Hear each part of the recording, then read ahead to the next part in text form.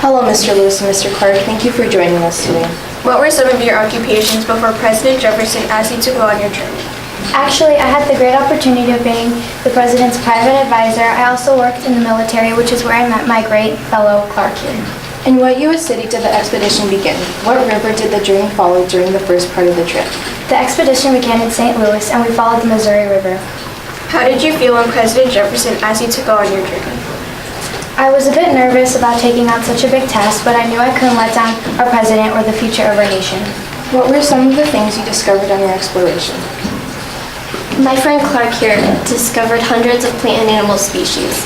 To be exact, 178 plants and 122 animals were discovered. How did you feel when you discovered the natives?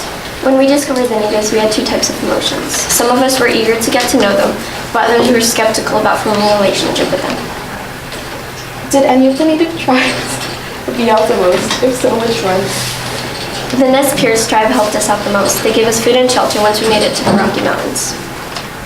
What were some ways Sacagawea helped you? Sacagawea helped us by negotiating trades, finding edible food, and translating conversations we had with other natives. We wouldn't have been able to go on this trip without them. What were some of the hardships you experienced? During our trip, we experienced many hardships, such as managing to get over rivers while carrying luggage and supplies, unstable relationships with the Native Americans, and our men contracting diseases that often weren't treated correctly. Did you ever have any near-death experiences or lose anybody along the way? We did have a few near-death experiences, but luckily not as much as you think. We did lose one of our members of our expedition, but he will never be forgotten. Did you ever feel like you wanted to return home?